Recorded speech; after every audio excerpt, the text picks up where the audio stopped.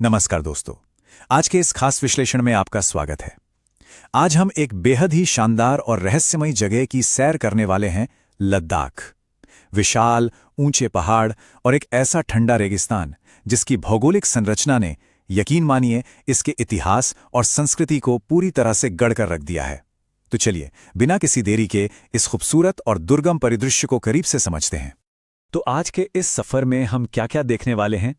पहले हम बात करेंगे लद्दाख के दो हिस्सों की, फिर वहाँ के ऊंचे रेगिस्तान में रहने वाले लोगों की, उसके बाद घाटियों, नदियों और दर्रों की, फिर हम जानेंगे वहाँ की छिपी हुई संपदा और वनस्पति के बारे में, और आखिर में बात करेंगे इतिहास के उस चौराहे की जहाँ संस्कृतियाँ आपस में टकराईं। चलिए अब इसमें थोड़ा गहराई से उतरते हैं। हमारा पहला भाग है लद्दाख के दो हिस्से, एक व्यापक दृष्टिकोण। अब जब हम लद्दाख को देखते हैं तो मोटे तौर पर ये दो जिलों में बटा हुआ है, लेह और कारगिल, और इन दोनों के बीच का अंतर सच में काफी दिलचस्प है। लेह को देखिए, ये एरिया के हिसाब से बहुत बड़ा है, मतलब गुजरात के कच्छ के बाद भारत का दूसरा सबसे बड़ा जिला। यहाँ की लगभग 77% आबादी बौद्ध धर्म को मानती है। वहीं दूसरी तरफ कारगिल एकदम अलग है, जहाँ लगभग 77% मुस्लिम आबादी रहती है। भूगोल अक्सर कैसे किसी जगह को अलग अलग सांस्कृतिक हिस्सों में बांट देता है ना, और ये आंकड़े इस बात का बिल्कुल परफेक्ट उदाहरण हैं कि एक ही क्षेत्र के अंदर कितनी विविधता हो सकती है। अब आगे बढ़ते हैं दूसरे भाग की तरफ, ऊंचे रेगिस्तान के लोग और उनके सांस्कृतिक अवशेष। अब इस बारे में जो सबसे दिलचस्प बात है वो है दा और हनु गांव में रहने वाले दर्द लोग, जिन्हें आर्यन भी कहा जाता है। इनकी अपनी एक बिल्कुल ही अलग पहचान है। इनकी पारंपरिक ड्रेस देखिए, जिसे चुबा कहते हैं, और इनका हेडगियर या मुकुट भी बेहद अनोखा होता है। और हाँ, ये लोग एक बहुत ही खास बोना ना नाम का त्योहार मनाते हैं। मतलब इतनी दुर्गम जगह पर भी इतनी शानदार और जीवंत संस्कृति का होना वाकई कमाल है। और अगर हम वहाँ के बौद्ध समाज की बात करें तो उनकी सामाजिक संरचना काफी हद तक दो हिस्सों में बटी है। एक तरफ है लामा यानी धर्मगुरु वर्ग, और दूसरी तरफ हैं आम लोग। सदियों से चली आ रही ये एक बहुत ही सरल लेकिन बेहद प्रभावी व्यवस्था है जिसने वहां के समाज को आज तक जोड़े रखा है। चलिए अब हम अपने तीसरे हिस्से पर आते हैं, घाटियां, नदियां और दर्रे, एक ऊबड़ खाबड़ इलाका। -40 डिग्री सेल्सियस। जी हां, आपने बिल्कुल सही सुना। कारगिल क्षेत्र की द्रास घाटी में सर्दियों के समय तापमान इतना नीचे चला जाता है। मतलब ये कोई आम ठंड नहीं है, ये सच में हड्डियों को जमा देने वाली ठंड है। और यही वजह है कि द्रास दुनिया के सबसे ठंडे बसे हुए स्थानों में से एक है। जरा सोचिए, इस कंपा देने वाली ठंड में इंसान आखिर कैसे सरवाइव करते होंगे।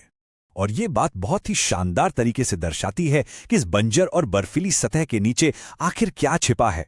ये घाटियां सिर्फ बर्फ से नहीं ढकी हैं, ये खनिजों का खजाना है। जैसे नुब्रा घाटी तांबे के लिए मशहूर है।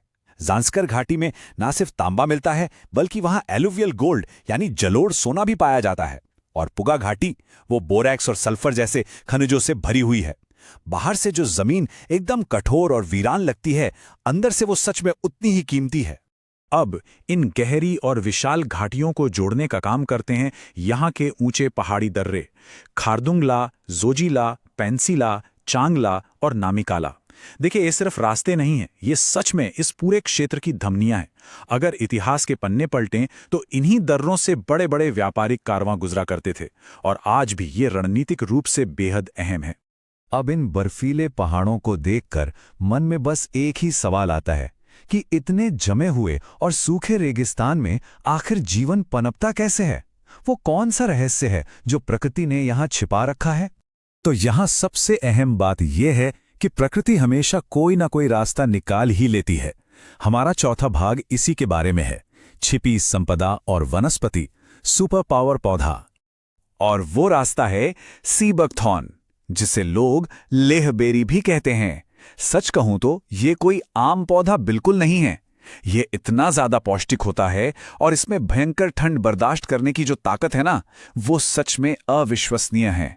ये फूड प्रोसेसिंग के लिए तो जरूरी है ही, लेकिन इसकी जड़ें मिट्टी को कटने से भी रोकती हैं। यहाँ के नाजुक पर्यावरण को बचाने में इस सुपर पावर पौधे का रोल आप कह सकते हैं कि सबसे बड़ा है। और अब हम पहुंच गए हैं अपने आखिरी पड़ाव पर, यानी पांचवा भाग, इतिहास का एक चौराहा, साम्राज्य और खोजकर्ता। लद्दाख का इतिहास हमेशा से बाहर के लोगों को अपनी तरफ खींचता रहा है। अगर हम शुरुआत से देखें तो चीनी यात्री फाहियान ने अपने दस्तावेजों में इसका जिक्र किया था।